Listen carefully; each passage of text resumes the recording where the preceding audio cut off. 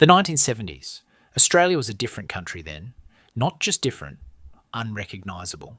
The things you did every single day, the routines that felt permanent, the small details that made life what it was, all of it vanished, not gradually, completely. If you grew up in 1970s Australia, you lived through the last days of a world that doesn't exist anymore. Today, we're looking back at 16 forgotten everyday things from 1970s Australia that have vanished completely. That's one. Decimal currency confusion. February 14th, 1966. Australia switched from pounds, shillings and pence to decimal currency. But by the 1970s, people were still converting everything in their heads. Your grandmother would look at a price tag and say, that's 5 and 6 in real money. Shopkeepers kept conversion charts at the register, some for years. You'd hear adults arguing about prices. That used to be 2 bob. Bloody decimal system, everything costs more now. Kids growing up in the 70s learned both systems, had 2. Half the adults around you were still thinking in pounds. By the 80s it was over. Everyone thought in dollars and cents. But throughout the entire 1970s, Australia was living between 2 currencies. That confusion, that transition period, gone forever. 2. The 6 o'clock swill. Pubs closed at 6 p.m. by law. That was it.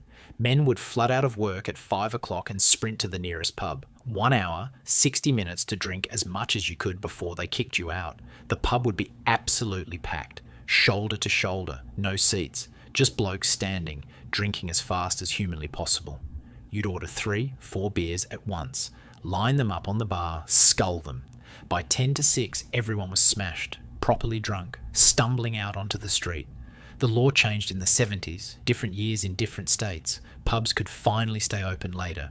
The 6 o'clock swill, that desperate, ugly drinking culture, extinct. 3. Watching the test pattern. Television didn't broadcast 24 hours, not even close. Programs ended around 11 p.m, then the test pattern came on, that weird geometric image with the high-pitched tone, just sitting there, all night. If you woke up at 2 a.m. and the TV was still on, that's what you saw, the test pattern, the tone drilling into your brain. Programs started again around 6 a.m, cartoons for the kids getting ready for school. Now, television never stops, streaming never ends, content 24/7. But that dead space in the middle of the night, that reminder that even TV had to sleep, gone. 4. Getting film developed at the chemist. You took photos with a film camera, 24 or 36 exposures per roll. You couldn't see them, not until you finished the whole roll and got it developed. You take the film to the chemist, hand it over, they'd send it away. Come back in a week. A week, 7 days, just waiting to see if your photos turned out. You'd pick them up, rip open the envelope right there in the shop, flipping through. Half of them would be ruined, too dark, too bright, finger over the lens. But a few would be perfect, and those ones mattered because you'd waited. You couldn't delete the bad ones, couldn't retake them. What you got was what you got. Now, unlimited photos, instant preview, delete and retake until it's perfect. That anticipation, that commitment to making each shot count, dead. Shkra 5, collecting government ration coupons. Petrol rationing wasn't just a World War thing, it happened in the 1970s too. The oil crisis hit. Suddenly petrol was scarce, prices skyrocketed. The government issued ration coupons. You got a certain amount per month. That was it. You couldn't just fill up whenever you wanted, you needed your coupons. People planned trips around their petrol allocation, carpooled, combined errands. Service stations had massive queues. Cars lined up for hours. It lasted months. Then the crisis eased. Rationing ended. But for that period, Australians had to fundamentally change how they used their cars. That feeling of scarcity, of your mobility being controlled by the government, most Australians alive today never experienced it. 6. 3 channels of television. You had 3 channels, ABC, Channel 7, Channel 9. Some places got Channel 10. That was it. That was all of television. If there was nothing good on, you were out of luck. You watched what was on, or you didn't watch TV. Families fought over what to watch. Proper arguments. Dad wanted the cricket. Kids wanted cartoons. Whoever controlled the TV controlled the evening. Usually Dad. Everyone watched the same shows because there was no choice. Next day at school, everyone was talking about last night's episode. Countdown on Sunday nights. Everyone watched. Monday morning you'd discuss who was on. Now, hundreds of channels, streaming services, everyone watching different things. But that shared culture, everyone seeing the same thing at the same time, that's gone. We've gained infinite choice, but we've lost the common experience. Number 7, buying records at Brashs. Every major shopping centre had a Brashs, bright yellow logo, records, tapes, sheet music. Saturday morning, you'd go with your pocket money, browse the new releases. You'd pick up an album, look at the cover, read the track list, flip it over. This was a major purchase. Albums were expensive. You had to choose carefully. You'd listen at the listening stations, headphones on, making sure it was worth it. Then you'd buy it, take it home, unwrap the plastic carefully, put it on the turntable, drop the needle, sit there and listen to the whole thing. One album could last you weeks. You'd play it until you knew every note. Brashs disappeared in the 90s, bought out, closed down. Now you stream 1 million songs instantly, but you don't treasure any of them. Rate. Smoking absolutely everywhere. Cigarettes were everywhere. Everyone smoked. Anywhere, anytime. In the office, in restaurants, in hospitals, on buses, on planes, in the cinema. Your teacher smoked in the classroom. The doctor smoked during your appointment. Smoke hung in the air everywhere you went. It was just normal. You'd come home from the pub and your clothes would reek. Your hair would stink. Kids grew up in houses where both parents smoked inside. All day, every day. Ashtrays in every room. Cigarette burns on furniture. Yellow stains on the walls. Then the laws changed. Smoking banned indoors. Banned in public buildings. Now you can't smoke anywhere. You're basically a social pariah if you light up. But in the 70s, smoking was sophisticated, glamorous, normal. That fog of cigarette smoke that followed you everywhere vanished. The 9, writing letters to relatives. You wanted to talk to family interstate or overseas? You wrote a letter. You'd sit down with pen and paper, write about your week, your news, the kids, put it in an envelope. Write the address carefully, buy a stamp, post it, then wait. 1 week, 2 weeks, a month if it was going overseas. Eventually you'd get a letter back. You'd tear it open, read their news from 3 weeks ago. Letters were events. You'd save them.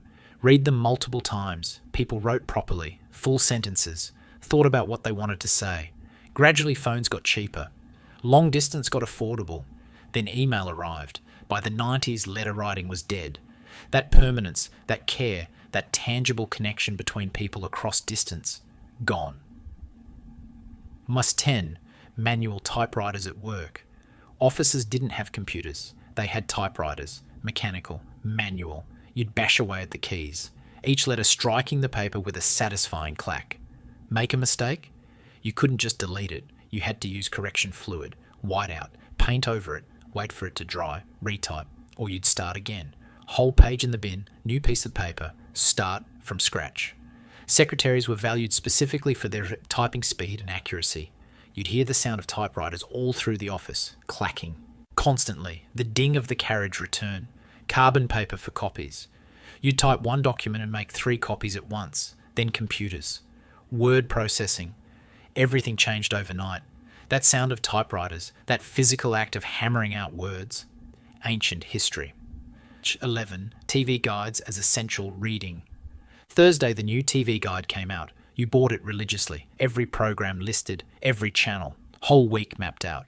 You'd sit down and plan your viewing week. Circle programs you wanted to watch.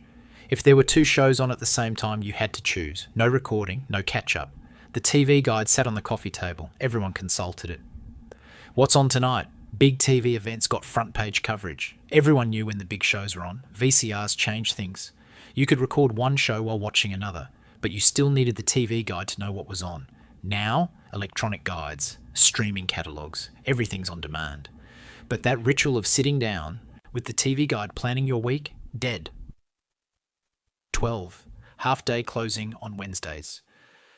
Wednesday afternoon, shops closed. Not some shops, all shops. 1 p.m, the shutters came down, that was it. See you tomorrow. This was to give shop workers an afternoon off. Half-day closing, standard practice. If you needed something Wednesday afternoon, too bad. Should have planned ahead. Everyone knew you did your shopping Tuesday or Thursday. Small towns were ghost towns Wednesday afternoons. Nothing open. Nowhere to go. It was just accepted. part of the rhythm of the week. Then the 70s ended, trading hours extended, 7-day trading came in. Now, everything's open all the time, 24/7. Convenience is king. But that enforced rest, that built-in pause in the middle of the week, gone. 13. Public telephones on every corner. Red phone boxes, everywhere, every couple of blocks. You needed to make a call when you were out? You found a phone box. You'd pull open the heavy door, pick up the receiver, put your coins in, 20 cents for a local call. You'd hear the pips when your time was running out. Phone books chained to the wall, yellow pages, white pages. You'd look up numbers right there. Kids would use them to call home. Mum, can you pick me up? Mobile phones killed them. Suddenly everyone had a phone in their pocket. Phone boxes disappeared, ripped out, recycled, vanished. Now if you see one, it's a museum piece. That network of public phones connecting the whole country. Gone. 14. Milk bars as community hubs. Every suburb had a milk bar, corner store, run by a family, open long hours. You ducked down for milk, bread, cigarettes, a newspaper. They had everything. Ice creams in the freezer, lollies in jars, fresh sandwiches made that morning. The owners knew everyone, knew your name, your family, what you usually bought. Kids would go there after school, buy mixed lollies, 5 cents worth. The milk bar owner would scoop them into a paper bag, weigh it, twist it closed. You could buy things on tick, on credit.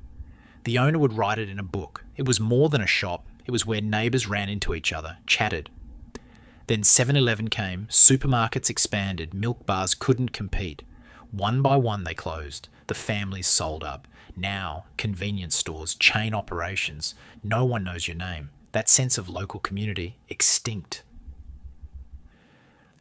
15. Christmas beetle swarms. Summer, December, Christmas beetles everywhere. Absolute swarms. They'd hit the windows at night, drawn to lights, dozens of them, hundreds. You'd hear them thumping against the glass, trying to get in. Open the door and they'd flood inside, flying around the lights. Kids would collect them, put them in jars, watch them, let them go. They'd crunch under your shoes on the footpath, carpeted the ground under streetlights. It was just Christmas. Christmas beetles were part of summer, but they've declined. Dramatically. Habitat loss, pesticides, urban development. Most kids today have never seen a Christmas beetle swarm. Old Australians remember. Remember when you couldn't avoid them. Now, lucky to see a handful each summer. That sound of Christmas beetles hitting the windows, gone. 16. Saturday morning pictures.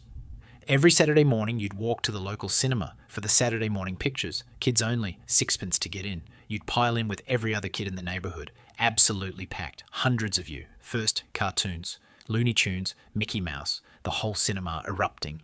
Then a serial, The Lone Ranger, Flash Gordon. Always ended on a cliffhanger. Sometimes there'd be a competition. Winners got a chocolate bar. Then you'd spill back out onto the street, buzzing with energy. Parents got 3 hours of peace. Kids got magic. Then TV took over, VCRs, home entertainment. Those Saturday picture shows, finished. 16 forgotten everyday things from 1970s Australia. All of them vanished. Some disappeared because technology moved on. Some because society changed. Some just faded away. We've gained so much. Convenience, efficiency, progress. But we've lost the texture of that life, the rhythms, the rituals. The 1970s weren't that long ago, but they're a different world now. Which one of these hit you hardest? What else from the 70s have we forgotten?